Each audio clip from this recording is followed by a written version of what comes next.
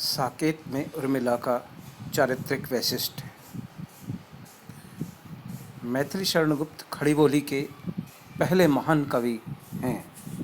राष्ट्र कवि मैथिली शरणगुप्त के साहित्य से राष्ट्र का समूचा इतिहास, भूगोल, धर्म, सामाजिक परिवेश, राजनीतिक परिप्रेक्ष्य समाहित है। जयद्रथवध, पंचवटी, यशोधरा, भारत भारती और साकेत उनकी अविस्मरणीय कृतियाँ हैं। साकेत खड़ी बोली का प्रथम महाकाव्य है। साकेत महाकाव्य में राष्ट्रीयता का सत्संकल्प निहित है। यह महाकाव्य समस्त भारतीय जीवन आदर्श के विस्तार का उद्घोष है। सत्यनिष्ठा, वचनबद्धता, अतिथि धर्म, पतिव्रत, एक पत्नी व्रत, पर दुख कातरता, लोक मर्यादा आदि इस महाकाव्य के जीवन तत्व हैं। इस महाकाव्य की सर्वाधिक आकर्षक झांकी नवम सर्ग में उपस्थित है। मुक्तक शैली में विकसित इस सर्ग की विरहणी नायिका उर्मिला का उदात्त चरित्र भारतीय नारी के लिए प्रेरणास्पद एवं हृदयग्राही है। सर्वे भवन्तु सुखिनः की कामना को लेकर यह महाकाव्य अध्यात्म, धर्म, भक्ति, दर्शन का समन्वय कर जीवन को उदात्त मूल्यों की ओर प्रेरित करता है।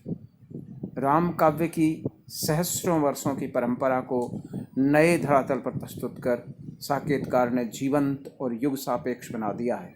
साकेत के रचनाकार गुप्त जी ने रामकथा के उन मार्मिक स्थलों से साहित्य जगत का संबंध स्थापित कराया जिनका अन्य पारंपरिक पूर्ववर्ती महाकाव्य में दर्शन नहीं हो पाया था। इन मार्मिक स्थलों में प्रमुख है साकेत का नवम सर्ग और उसमें भी नायिका उर्मिला के चरित्रगत वैशिष्ट्य जो भारतीय संस्कृति का पूर्णतः प्रतिपादन करता है। वैसे भी साकेत महाकाव्य के पीछे दो निबंधों की प्रेरणा है, जिसमें प्रथम कविंद्र रविंद्रनाथ जी का काव्य की उपेक्षाएं एवं द्वितीय आचार्य महावीर प्रसाद द्विवेदी का कवियों की उर्मिला विषयक उदासीनता है। इसलिए आचार्य रामचंद्र शुक्ल अपनी कृति हिंदी साहित्य का इतिहास में यह मत रखते हैं कि साकेत की रचना का उद्देश्य ही ये रहा है कि काव्य जगत में उर्मिला उपेक्षित न रह जाए। आचार्य नंदुलारे वाजपेयी का भी ये मानना था कि उर्मिला को नायिका बनाने हेतु ही साकेत में नवम सर्ग की रचना हुई है। इन सभी तथ्यों से ये पुष्ट होता है कि उर्मिला का चरित्र साकेत के माध्यम से साहित्य अध्येताओं के लिए चिंतन और शोध का विषय अवश्य रहा है। जिस समय साकेत के नवम सर्ग की रचना हो रही थी, उस समय नवजागरण और जनतांत्रिक आंदोलन के तहत नारी की मुक्ति चेतना, मर्यादा, शौर्य, उत्कर्ष आदि को लेकर भी साहित्य की रचना हो रही थी। सभी रचनाकार संस्कृति की रक्षा और उन्नति के लिए नारी सम्मान को अपनी रचना का विषय बनाकर पूरे राष्ट्र के लिए संदेशवाहक बनकर राष्ट्रीय धारा से जनजीवन को संबद्ध करने का अभूतपूर्व प्रयास कर रहे थे। ऐसे समय में साकेत महाकाव्य के नवम सर्ग की नायिका उर्मिला का चरित्र नारी जगत के लिए मील का पत्थर बन राह के पथ प्रदर्शक के रूप में सुगम और सुग्राह्य हुआ है। साहित्य जगत की यह चिर उपेक्षिता उर्मिला का चरित्र मुखर और सभी पात्रों के मध्य प्रखर हुआ है।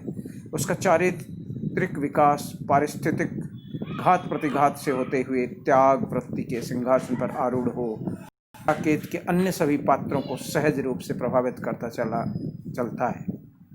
वास्तव में 14 वर्षों की कसक, टीस और वेदना की संवेदना से सभी पात्र कारुणिक हो उठे हैं। उर्मिला का प्रवेश साकेत में शील सौरभ से संयुक्त स्वर्गिक छवि के रूप में होता है। स्वर्ग का ये सुमन धरती पर खिला वह प्रेममयी है। विरह व्यथा से व्याप्त नवम सर्ग में यह विषादमयी करुणे रुदंती विरहणी सती आदि से संबोधित हुई है। स्नेह, दुलार एवं चंचलता से परिपूर्ण कैशोरी जनक जैसे पुण्य देही पिता का वात्सल्य जो 100 पुत्रों से भी अधिक मिला है, जो उधर उर्मिला की वियोग दशा मनोदशा के साथ मुखरित हुआ है। उर्मिला आद्यंत वियोग की इन परिस्थितियों के अपने चारित्रिक वैशिष्ट्य के कारण आकर्षण का केंद्र बनी हुई है। प्रमुख रूप से उसकी त्याग की भावना ने उसे वहाँ बिठाया है जहाँ सीता भी न जा पाई। इस त्याग कृति के लिए सीता का यह कथन सार्थक सिद्ध होता है। सास ससुर की स्नेहलता, बहन उर्मिला महाव्रता, सिद्ध करेगी वही यहाँ, जो मैं भी कर सकी कहाँ। इस त्याग के पीछे मुख्य कारण है लक्ष्मण के कर्तव्य पथ को अपना पथ मानकर भ्रातृत्व स्नेह सुधा हेतु अपना जीवन न्यौछावर कर देना। उसके त्याग की इस तपस्या से जीवन कंचन के समान निखर कर प्रकाशित हो रहा है। त्याग की भावना उस समय सीमा से पार कर जाती है जिस समय चित्रकूट में सीता के सौजन्य से लक्ष्मण के साथ उनकी भेंट होती है। तो यह लक्ष्मण को रोकने का कोई प्रयत्न नहीं करती, वरन उसे स्वतंत्र करती हुई कह उठती है, मेरे उपवन के हरिण आज वनचारी, मैं बांधन लूँगी तुम्हें तजो भय भारी। इस अपूर्व त्याग के समक्ष वह लक्ष्मण से एकदम आगे निकल जाती है। उर्मिला के इस चरित्र में डूबकर गुप्त जी ने संयुक्त परिवार का आदर्श, उसकी निष्ठा को व्यक्त करना चाहा है। उर्मिला का यह त्यागमयी चारित्रिक वैशिष्ट्य गुप्त जी को संयुक्त परिवार की ओर ले गया है। प्रेमचंद के गोदान में होरी की पीड़ा भी यही थी कि उसका संयुक्त परिवार टूट रहा है। हर संभव वह उस संयुक्त परिवार की मर्यादा को रक्षित करने का प्रयास करता है। साकेत के सभी पात्र संयुक्त परिवार के प्रति निष्ठा से मर्यादा का पालन करते दिखाई देते हैं। गुप्त जी इसकी प्राणपण से रक्षा करने में समर्थ हुए हैं। संस्कृत महाकवि भवभूति ने अपने उत्तर रामचरित्र नाटक में सीता को प्रतिष्ठित किया है, जो गुप्त जी ने साकेत के 9वें सर्ग में उर्मिला को। इस संदर्भ में ये कथन प्रासंगिक है। इस काव्य का समापन उर्मिला लक्ष्मण मिलन से, लेकिन वह उनके संयुक्त लिए किए गए उच्चतर त्याग के कारण। ये उर्मिला के चरित्र की विशिष्टता ही है कि विरह की अतिशयता में भी वह किसी अन्य को दुख देना नहीं चाहती। वह आगत का स्वागत करती हुई कहती है, स्वागत स्वागत सरद, भाग्य से कैसे दर्शन पाए। इस तरह वह विरह की अतिशयता से दो हाथ करती है। उसका शरीर विरह से कातर दुर्बल हो चुका है, परंतु मन का संयम उसके चरित्र की पावनता और दृढ़ता की गहराई को प्रकट करता है। तभी तो वह कामदेव की चुनौती देते हुए कहती है, नहीं भोगनी यह मैं कोई, जो तुम चाल पसारो, बल हो तो सिंदूर बिंदु यह, हर नेत्र निहारो, रूप दर्प कंदर परवारों। उर्मिला विरह के कारण शोक, उन्माद, संताप, प्रलय, विभ्रम, जड़ता, उद्वेग, निद्रा, अनशन आदि से ग्रस्त होने के बाद भी दृढ़ता के साथ कर्तव्य की भावना से कभी भी स्खलित नहीं होती। उसके जीवन में अपने परिवार के हित के लिए कर्तव्य से बढ़कर कुछ भी श्रेष्ठ नहीं है। स्वाभिमानी उर्मिला आत्मविश्वास से परिपूर्ण है, आशान्वित है और सभी देवियों से आगे भी। डूब गई लक्ष्मी पानी में, सती आग में बैठे, जिए उर्मिला करे प्रतीक्षा, सहे सभी घर बैठे। वह विरहिणी विषम परिस्थितियों में व्याकुल आकुल नहीं होती, बल्कि आदर्श पतिव्रता वीरांगना हो भारतीय संस्कृति की पृष्ठभूमि पर पारंपरिक विरहिणी नायिकाओं से एकदम अलग छवि स्थापित करती है। साकेत की सेना के साथ उर्मिला का पुरुष वेश में रण क्षेत्र में जाने की ललक, सेवा भाव का संकल्प, ग्रामवासियों, कृषकों, प्रोषित पथिकाओं आदि की कुशल कामना व्यक्त करना युगानुरूप गांधीवादी आदर्श हैं। मैथिली शरण गुप्त जी ने विरह से व्यथित इस नारी के माध्यम से अपना गांधीवादी आदर्श को व्यक्त किया है और उर्मिला के राज परिवार से निकलकर वसुधैव कुटुंबकम की ओर अग्रसर करने में सक्षम हुए हैं। गुप्त जी मानववाद और लोक कल्याण में आस्था रखते हैं। 9वें सर्ग में यद्यपि उन्होंने उर्मिला की विरहाकुल स्थिति का चित्रण किया है, पर लोक मंगल की भावना को वे विस्तृत नहीं कर सके हैं। उर्मिला के द्वारा उन्होंने अपने कल्याणकारी विचारों की अभिव्यक्ति की है। उर्मिला अपने विरह दशा के कारण किसी पर कुपित नहीं होती। नन्ही सी के प्रति भी वह दया दिखाती है, अपने आदर्श मर्यादा का पालन करती दिखाई देती है।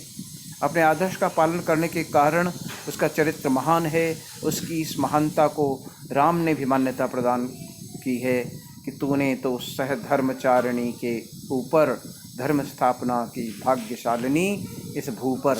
वास्तव में उर्मिला घर में जलाए गए उस आशापूत दीप शिखा की भांति प्रज्वलित है, जो दूर देशगामी पुरुषों को प्रकाश प्रदान करने की का प्रतीक है।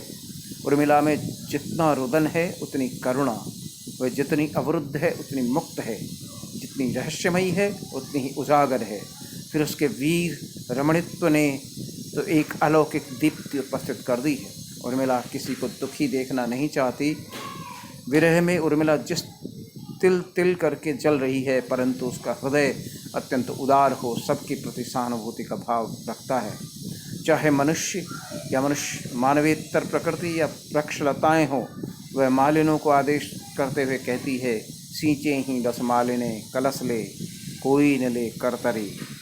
उर्मिला का जीवन व्रत साकेत की अधुनातन उपलब्धि है। उर्मिला के चरित्र में संस्कृति बोध व्यापक रूप से चित्रित है। उसमें विरह जनित दशाओं का भी चित्रण है,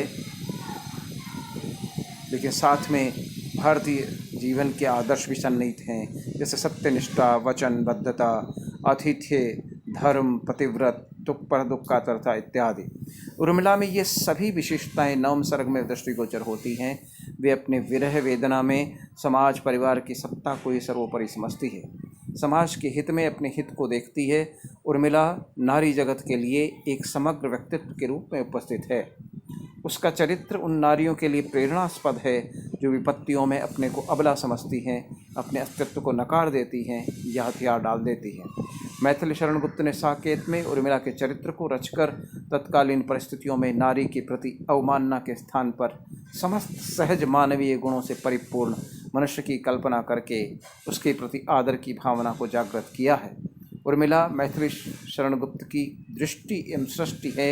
उन्होंने उसे भूमि पर प्रतिष्ठित किया है। वह सामान्य नारी की भांति विरहिणी बन रुदन, अनिद्रा, अनशन, जीर्णशीन, पराधीन, पश्चाताप, स्मरण, आत्मविक्षेप, मानवीय दौर्बल्य, आत्मदैन्य, उन्माद, स्वप्निल संयोग, तीव्र अंतर्द्वंद्व, अनिष्ट आशंका, विक्षिप्तावस्था और आत्मिक उथल पुथल के मार्ग से प्रस्थान हो उदात्त कर्तव्य, पूर्णतः संयम, त्याग और आत्मविश्वास के आकाश को निहारते हुए रघुकुल के गौरव काल की विशिष्ट पात्र है। इसलिए वह साकेत की धरोहर है।